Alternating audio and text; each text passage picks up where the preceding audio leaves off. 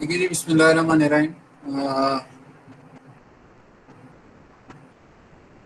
आप लोगों की 62 बच्चों की रजिस्ट्रेशन है, जिसमें से क्लास मैक्सिमम 50 बच्चे ज्वाइन करते हैं। तो बाकियों ने पेपर नहीं देना। 75% से नीचे अटेंडेंस होगी तो पेपर नहीं दे सकेंगे। ये मैं आपको पहले क्लास में क्लियर कर चुका हूँ।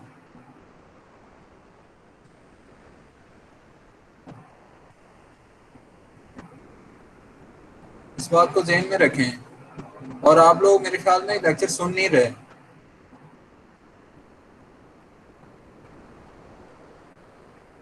तो ये एक कदर इम्प्रोफेशनल और अनएथिकल बिहेवियर है जो लोग आप लोग अडॉप्ट कर रहे हैं।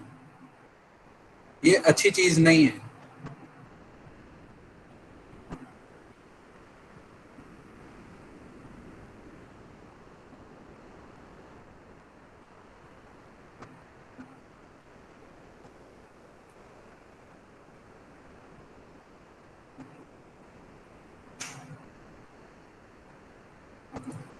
लास्ट टाइम के किसी लेक्चर में अगर किसी का कोई प्रॉब्लम है तो आप पूछ लें, अदरवाइज हम आगे चलते हैं।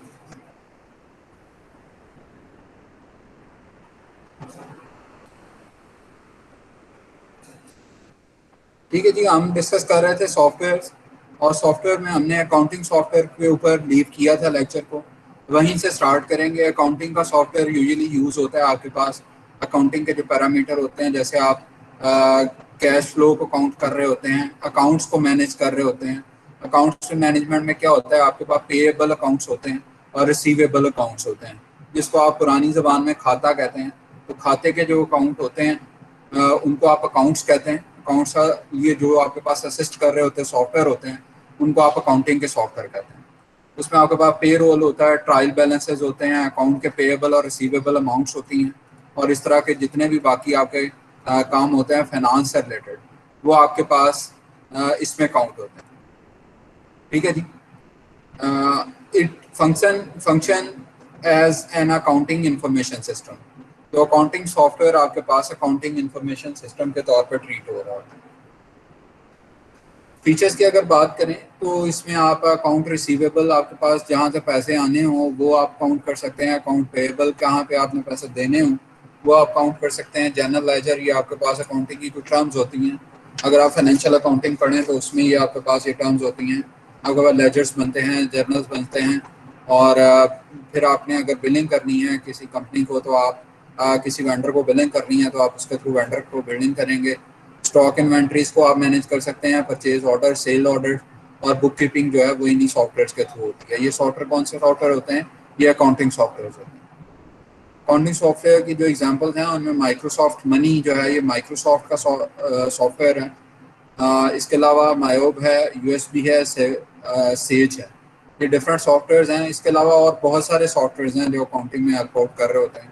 एक सैप एक ऐसा सॉफ्टवेयर है जो मल्टीपल जगहों पे लिंक कर रहा है, यानी उसकी एप्लीकेशन आपके पास डिफरेंट जगहों के ऊपर एग्जिस्ट कर रही है। जैसे ईआरपी बेस्ड आपके पास पहले सॉफ्टवेयर्स होते थे, तो सैप आपके पास SAP सैप एक न्यू सॉफ्टवेयर है जो डेवलपमेंट में है, इम्प्लीमेंटेशन में है, जिसमें बहुत सारी कंपनीज ने इसको अडॉप्ट कर लिया। और सैप की ये ब्यूटी है कि उसके जो मॉड्यूल्स हैं वो आपके पास फाइनेंशियल अकाउंटिंग में भी काउंट होते हैं, परचेजेस में भी काउंट होते हैं। इसके अलावा जितने भी आपके पास असिस्ट कर रहे हों आपके बिजनेस को मॉड्यूल्स, वो उसके अंदर इनकॉर्पोरेटेड होते हैं। आपकी HR को भी मैनेज कर रहा होता है और इस तरह से बहुत सारी चीज़ों को मैनेज कर रहा होता है। इसको आप कहते हैं ERP। ठीक है जी, engineering resource and planning software जो है। अदर एग्जांपल्स की बात करें तो कंप्यूटर एडेड डिज़ाइन है, कैड के सॉफ्टवेयर होते हैं, वीडियो एडिटर्स हैं, साउंड एडिटर्स हैं, video games, educational software, email client और इलेक्ट्रॉनिक मीडिया। सॉफ्टवेयर लाइसेंसिंग क्या होती है? लाइसेंसिंग असल में जो हमारे पास सॉफ्टवेयर आपके पास जिस तरह आपकी लैब में भी कुछ सॉफ्टवेयर ऐसे होंगे वो आपके पास लाइसेंस्ड होते हैं। लाइसेंस से मुराद ये होता है कि जो उसका डेवलपर होता है वो आपको एक लाइसेंस देता है उसको चलाने का। ठीक है जी, अदर देन दैट आप उसको चला नहीं कर सकते, ऑपरेट नहीं कर सकते। तो it is basically a legal instrument. आपके पास एक लीगल इंस्ट्रूमेंट होता है by way of contract law. Contract law management आप जब जॉब पे जाएंगे तो आपको आइडिया हो जाएगा कि कॉन्ट्रैक्ट मैनेजमेंट एक पूरी की पूरी स्कीम होती है जिसमें आप कॉन्ट्रैक्चुअल डॉक्यूमेंट्स को मैनेज करते हैं। तो ये कॉन्ट्रैक्ट लॉ का एक पार्ट होता है, लीगल इंस्ट्रूमेंट होता है गवर्निंग द यूजेज और रीडिस्ट्रीब्यूशन ऑफ सॉफ्टवेयर। दो तरह के लाइसेंसेज आपके पास यूजुअली इनकॉर्पोरेट हो रहे होते हैं, एक यूजेज का लाइसेंस होता है और रीडिस्ट्रीब्यूशन का लाइसेंस होता है आपके पास, यानी आप उसको डिस्ट्रीब्यूट कर सकते हैं। रीजनल मैन्युफैक्चरर OEM जो रीजनल इक्विपमेंट, और OSM जो होता है ओरिजिनल सॉफ्टवेयर मैन्युफैक्चरर जो होता है, उससे आप सॉफ्टवेयर परचेज करके आप उसको रीडिस्ट्रीब्यूट कर सकते हैं। Allowing an individual or group to use a piece of software. Group से मुराद ये होता है कि आपका फ्लोटिंग लाइसेंसेस बाज़ औक़ात होते हैं, स्टैटिक लाइसेंस होता है, फ्लोटिंग लाइसेंस होता है। फ्लोटिंग लाइसेंस से मुराद ये होता है कि अगर हम नेटवर्क के थ्रू कनेक्टेड हों तो सर्वर के ऊपर आप लाइसेंस को इंस्टॉल करते हैं और किसी दूसरे कंप्यूटर के ऊपर आप उस सॉफ्टवेयर को एक्सेस कर सकते हैं। फिर उसके ऊपर रिस्ट्रिक्शन होती है कि आपके पास वो फ्लोटिंग इंडिविजुअल लाइसेंस है या फ्लोटिंग ग्रुप लाइसेंस है। ग्रुप लाइसेंस हो तो एक वक्त में 3, 5, 7, 10, 15 या 20 या 25 यूज़र एक टाइम में उसके ऊपर लॉग इन हो सकते हैं। और अगर आपके पास वो स्टैटिक वो सॉरी सिंगल फ्लोटिंग लाइसेंस है तो होगा सर्वर पे ही इंस्टॉल, लेकिन वो आपके पास एक यूज़र एक टाइम में एक्सेस कर सकेगा। Nearly all applications are licensed. Some are based on the number of machines on which the license program can run, whereas other are based on the number of users that can use the program. ये मैंने अभी आपके साथ discuss किया है कि बाज़-औक़ात आपके पास user based licence होते हैं और बाज़-औक़ात आपके पास मशीन बेस्ड लाइसेंस होते हैं। मशीन बेस्ड लाइसेंस से मुराद ये है कि आपके पास मैक एड्रेस की बेस के ऊपर आपके पास कंप्यूटर का एक मैक एड्रेस होता है, उसके थ्रू आपके पास कंप्यूटर का एक फिजिकल, या आप इस तरह से बात करें कि जो IP होता है तो आपके पास IPs होंगे कि 25 IPs एक वक्त में एक्सेस कर सकते हैं इस लाइसेंस को, या आपके पास यूज़र बेस्ड होंगे जैसे आपके LMS का अकाउंट होता है, उसमें आप क्या करते हैं कि आप यूज़र बेस अपने यूज़र का इनपुट डालते हैं तो आपके पास उसमें शो होता है। अगर कोई यूज़र नहीं है तो उसके पास LMS की डिटेल जो है वो शो नहीं हो सकती। तो यूज़र बेस्ड हो गए और पहले वाले हमारे हो गए number based, machine number based. Types of software licenses की बात करें तो रजिस्टर वेयर है, शेयरवेयर है, फ्रीवेयर है, ओपन सोर्स है, डेमोवेयर है और आपके पास अबैंडनवेयर। ये आपके पास आ गई 6 types: registerware, shareware, freeware, open source, demoware और अबैंडनवेयर। रजिस्टर वेयर की अगर बात करें तो refer to computer software which requires the user to give personal information through registration in order to download or use the program। आपके पास आपको personal जो है वो कैपेसिटी में आपके पास इसकी वो आएगी लाइसेंसिंग की इंफॉर्मेशन, और वो आप डालेंगे तो आपके पास क्या होगा कि आप उस सॉफ्टवेयर को यूज़ कर सकेंगे। ठीक है जी। जैसे हम अगर ट्रू कॉलर की बात करें तो ट्रू कॉलर की जो एप्लीकेशन होती थी उसमें भी अगर आप उसको अभी तो पाकिस्तान में नहीं चल रही, लेकिन जब चलती थी तो आपके पास एक उसमें लिवरेज होती थी कि आप अगर इसके बाकी फीचर्स को यूज़ करना चाहते हैं तो आप इतना पे करें पर ईयर तो हम आपको अलाउ कर देंगे ताकि आप इसको यूज़ कर सकते हैं। वो हुआ क्या, वो आपके पास रजिस्टर वेयर हो गया। ठीक है जी। रजिस्टर वेयर में आपने सर्टन अमाउंट को पे किया और आपके पास क्रेडेंशियल्स आ गए, उन क्रेडेंशियल्स के थ्रू आप सॉफ्टवेयर को यूज़ कर सकेंगे इंडिविजुअल बेस के ऊपर। शेयरवेयर और डेमोवेयर जो होता है refer to copyright commercial software that is distributed without payment on a trial basis and limited by any combination of functionality, availability और convenience। ये जो अभी हमने बात की है, इसी तरह अगर आप AutoCAD की या दूसरी सॉफ्टवेयर्स की बात करें तो उसमें आपके पास होता क्या है कि वो कॉपीराइटेड होते हैं, उसका कॉपी जो है कॉपीराइट एक सर्टन कंपनी के पास होता है और आप उसकी रिप्रोडक्शन नहीं कर सकते उनकी कंसेंट के बगैर। ठीक है। होते ये कमर्शियल सॉफ्टवेयर हैं, ये शुरू में आपके पास जो है इनके कुछ फीचर्स आपके पास जो है वो फ्री आप यूज़ कर सकते हैं ताकि आपको नो हाउ हो सके उस सॉफ्टवेयर से रिलेटेड। लेकिन अगर आप उसको अनलिमिटेड रिसोर्सेज को यूज़ करना चाहें तो उस काम के लिए आपको क्या करना पड़ेगा, उस काम के लिए आपको पे करना पड़ेगा और आपको परचेज करना पड़ेगा। फ्रीवेयर की बात करें तो computer software that is available for use with no cost or for an optional fee. आपके पास ऑप्शनल फीस होती है कि अगर आप चैरिटी के तौर पे फंड करना चाहें हमारी कंपनी को तो आप चैरिटी के तौर पे फंड कर दें, लेकिन इसको यूज़ करने की कोई फीस नहीं है। ऐसे सॉफ्टवेयर को आप फ्री वेयर कर दें। Freeware is different from shareware where the user is obliged to pay. जो आपके पास शेयर वेयर होता है उसमें आपको पे करना पड़ता है, फ्री वेयर में आपको पे नहीं करना पड़ता। ओपन सोर्स सॉफ्टवेयर की बात करें, OSS, इनका ट्रेंड अब बहुत आम हो चुका है। तो open source software is basically free software. OSS can be defined as a computer software for which the human readable source code is made available under a copyright license. or arrangement such as the public domain that meets the open source definition. तो आपके पास develop किया हुआ जो code है, जो इसके बाद minute के बाद हम कोडिंग स्टार्ट करेंगे, तो जो आपके पास उस सॉफ्टवेयर का कोड है वो आपको अवेलेबल होता है और उसके थ्रू आप क्या कर सकते हैं, अपने अपने तौर पे उसके मॉड्यूल्स को सेट कर सकते हैं। ये आपके पास ओपन सोर्स सॉफ्टवेयर के अंदर ये पॉसिबिलिटी होती है। This permits user to use change and improve the software, जो अभी हमने डिस्कस किया कि आप इसको यूज कर सकते हैं, इम्प्रूव कर सकते हैं और अपने अकॉर्डिंगली इसको चेंज कर सकते हैं। And to redistribute it in a modified or modified form. ठीक है।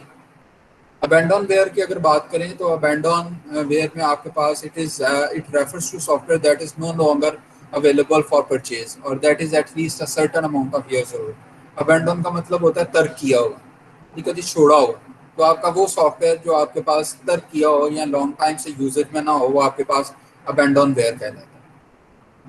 लाइसेंस की आपने यूजुअली यूज़ की होगी, लाइसेंस की आपके पास जैसे एक्रोबैट को अगर आप रजिस्टर करना चाहें, एडोब एक्रोबैट जो होता है, तो उसके लिए आपको लाइसेंस की परचेज करनी पड़ती है। इसके अलावा अगर आप विंडोज़ को इनिशियली आप करते थे तो विंडोज़ की आपको डालनी पड़ती थी। तो it is basically software license की is a pattern of numbers का डिफरेंट पैटर्न होता है और use of letters provide to license user of a software program. The license keys are typically created and delivered via a license generator. Once a software user has paid for the software and has agreed to condition of use and distribution as legal specified in the software license. तो आपको जब आप software को purchase करते हैं तो उसके साथ आपके पास लाइसेंस की आती है और उस लाइसेंस की के साथ आपके पास क्या होता है, एग्रीमेंट होता है उस सॉफ्टवेयर को यूज़ करने का, जिसमें रिप्रोडक्शन को आपको हिंडर किया जाता है कि आप रिप्रोड्यूस नहीं कर सकेंगे और डिफरेंट इस तरह की आपके पास सेंक्शंस होती हैं जो लीगली आपको बाउंड करते हैं।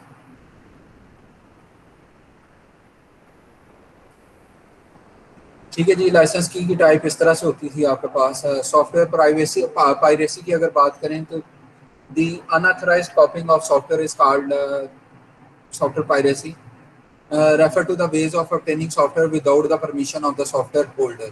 Some common types of software piracies include counterfeit software, OEM unbundling, soft lifting, hard disk loading, internet software piracy. ठीक है जी। तो ये इनको आगे ब्रीफ किया गया। Type of software piracy that occurs when fake copies of software are produced using a CD burner to copy the software. तो आपके पास जो सॉफ्टवेयर की कॉपीज मिलती हैं जो ओरिजिनल नहीं होती, बल्कि आपको कॉपी करके बन की हुई सीडीज मिलती थी। जैसे पहले विंडोज़ की सीडीज आपके पास अवेलेबल होती थी, तो वो आपके पास क्या होती थी, वो काउंटरफेट आपके पास सॉफ्टवेयर पायरेसी का केस होता है। Counterfeit software is usually sold at prices well below that is the retail price of the legitimate software. OEM unbundling जो है ये आपके पास OEM होता है, original equipment manufacturer. Unbundling is a type of software piracy that occurs when OEM packaged software is separated from the hardware. It originally came bundled well at the OEM or retail level of stage.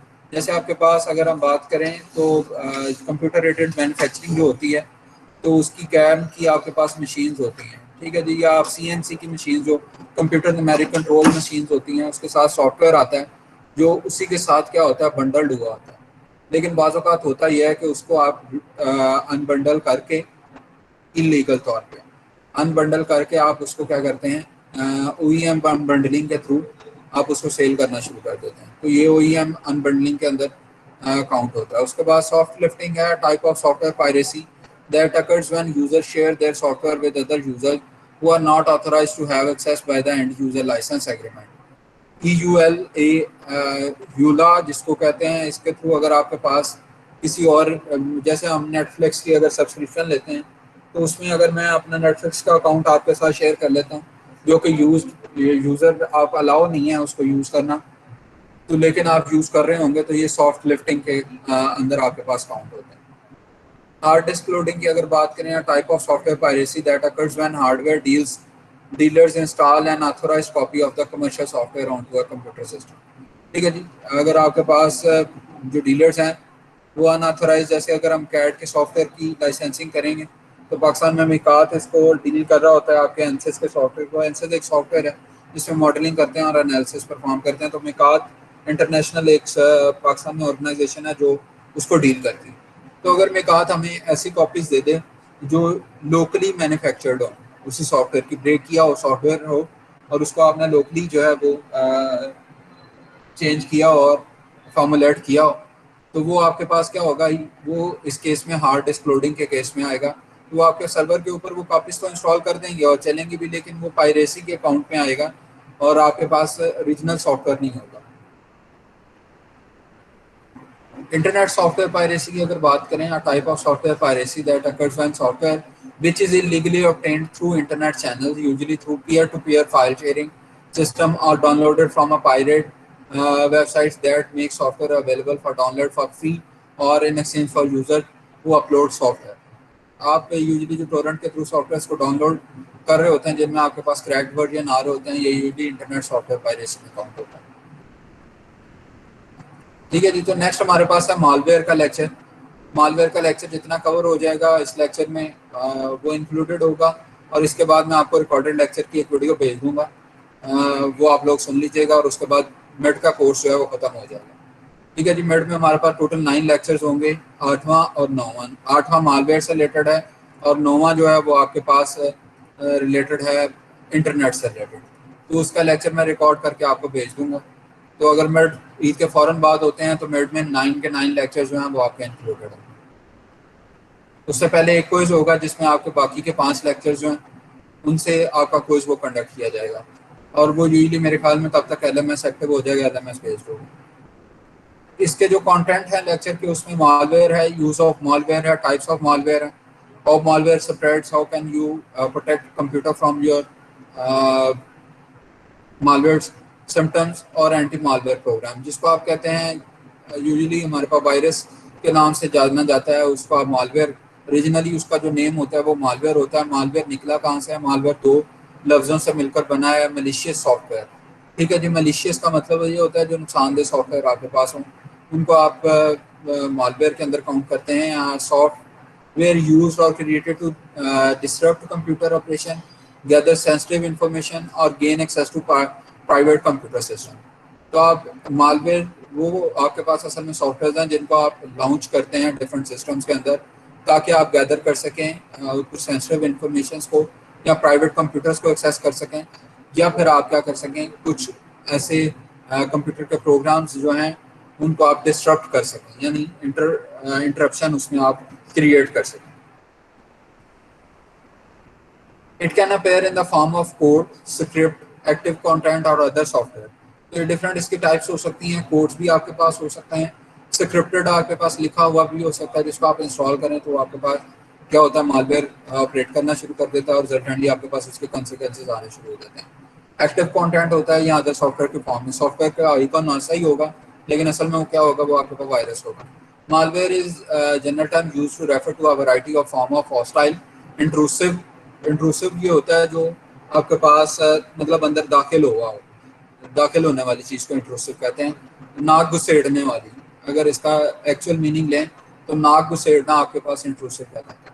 And nine software जो तंग किए करते हो आपके software या malware आपके पास, वो सारे के सारे इसी में मालवेयर में काउंट होते हैं।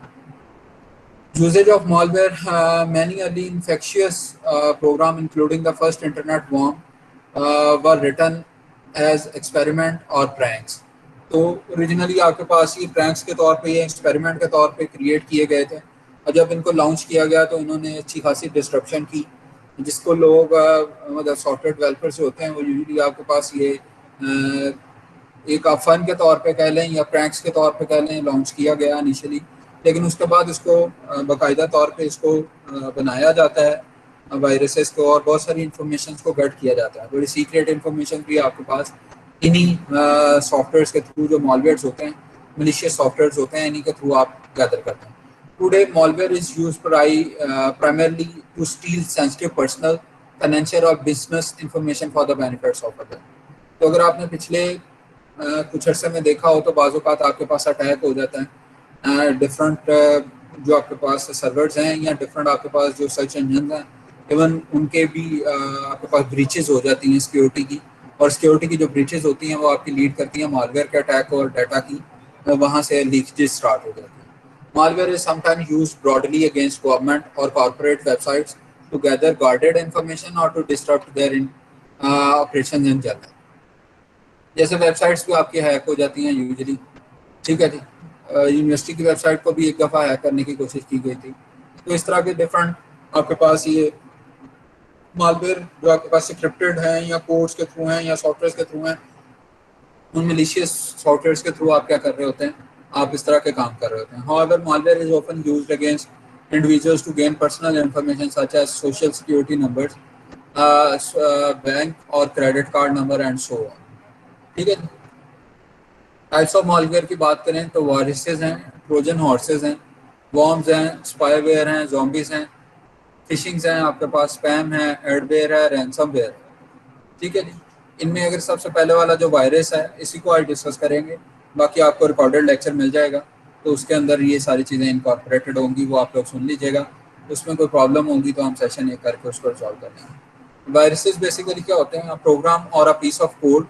ये प्रोग्राम होता है या एक कोड का पीस होता है that is loaded on to your computer without your knowledge and run against your wishes, ठीक है जी। तो आपके नॉलेज में नहीं होता लेकिन आपकी एक सिस्टम के ऊपर इंस्टॉल कर दिया जाता है और वो होता क्या है कि जो उसको डायरेक्शंस दी जाती हैं उसकी कोडिंग के थ्रू, उसके थ्रू वो ऑपरेट करना शुरू कर देता है और आपके सिस्टम के जो फंक्शन होते हैं उनको डिस्टर्ब करना शुरू कर देता है। Viruses can also replicate themselves, तो आपके पास ये रेप्लिकेशन शुरू हो जाती है। इस तरह से आपके पास हमने फिनोमेना पढ़ा होगा माइटोसिस और मियोसिस का, तो आपके पास वायरसेस में भी माइटोसिस का फिनोमेना यूजुअली यूज हो रहा होता है। तो ये मल्टीप्लाई हो रहे होते हैं, 1 से 2 बनता है, 2 से आपके पास 4 बनेंगे, 4 से आगे इस तरह से फर्दर आपके पास वो रेप्लिकेट होता जाता है, ठीक है जी। तो ये वायरसेस आपके इस तरह से फैलते हैं सिस्टम के अंदर। All computer viruses are man made, तो ये मैन मेड होते हैं, कोडिंग के थ्रू आप इसको बनाते हैं। Viruses copies themselves to other desk to spread to other computers, तो नेटवर्क के थ्रू आपके पास ये स्प्रेडिंग होती है यूजुअली वायरसेस की। They can be merely annoying or they can be vastly destructive to your files. तो बाज़ औक़ात होता ही है कि आपकी बहुत सारे जो क्रिटिकल सॉफ्टवेयर होते हैं उनकी बहुत एसेंशियल फाइल्स को ये खा जाते हैं, उनको डिस्टर्ब कर देते हैं, उनके डाटा को चेंज कर देते हैं, उनकी एक्सटेंशन को चेंज कर देते हैं, जिसकी वजह से वो आपके पास सॉफ्टवेयर जो है वो रन नहीं कर पाते। एग्जाम्पल्स की अगर बात करें तो macro viruses, boot viruses, logic bomb viruses, directory viruses और रेजिडेंट वायरसेस, ठीक है जी। यहाँ तक किसी का कोई क्वेश्चन है तो आप पूछ लें, अदरवाइज आपको रिकॉर्डेड लेक्चर में इसकी डिटेल्स मिल जाएंगी, इस लेक्चर की और इससे अगले लेक्चर की। मिड में आपके पास 9 के 9 लेक्चर्स इंक्लूडेड हैं।